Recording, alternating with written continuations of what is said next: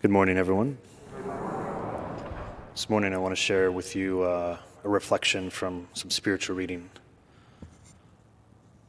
Among all the achievements of our life, only one is really crucial. It is attaining the goal, heaven, set for us by God.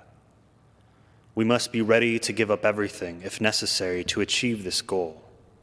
We must also be ready to set aside anything that even gets in the way of our achieving it, no matter how valuable or appealing it may seem. Everything else has to be subjected to that one supreme objective in our life, possessing God. If anything becomes an obstacle rather than an aid to this end, then we must be prepared either to set things straight or to put the obstacle aside completely. Eternal salvation, our own or our neighbor's, comes first. Our Lord tells us so in the Gospel of the Mass. If your hand causes you to sin, cut it off. And if your foot causes you to sin, cut it off. And if your eye causes you to sin, pluck it out. It is better to enter into the kingdom of heaven maimed, lame, or lacking an eye than being physically sound and be cast into hell, where their worm does not die and the fire is not quenched. It is better to lose something as necessary as one's hand, one's foot, or one's eye than to lose heaven, which is our supreme good, implying, as it does, the beatific vision of God for all eternity. How much truer this is if, as is usually the case, what we need to put aside with no more than a bit of determination on our part is something that would otherwise not result in any significant harm to us. By employing these graphic images, our Lord teaches us that it is our positive duty not even to run the risk of offending him. We have the serious duty of avoiding or setting aside proximate occasions of sin, for he that loves the danger shall perish in it. Anything that entices and draws us closer to sin must be energetically excised from our lives. We cannot toy with our own salvation or with the salvation of our neighbor. Often, the obstacles we have to set aside will not be tremendously significant ones.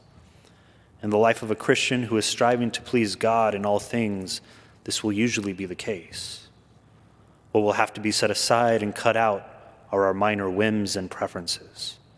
We shall take prudent steps to correct small breaches of temperance, where our Lord asks us to mortify our taste and our appetite, to control our temper or our moods, to overcome any excessive concern we may have about our health or comfort. All of these more or less habitual failings need very much to be taken into account, even though they may not be more than mere venial sins. They slow our pace and can trip us up, or worse, they can gradually lead us to or bring about a more serious fall. If our struggle is generous, if our goal in life is clear in our sight, we will be decisive in striving to correct these situations so that they cease to be obstacles and are turned into advantages. This is what our Lord often did with his apostles. From Peter's hot-headedness, he formed solid rock on which he would build his church.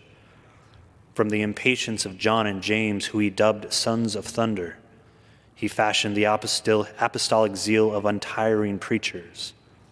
From Thomas's skepticism, he molded a strikingly articulate testimony to his divinity. What has been previously a crippling liability becomes a powerful asset.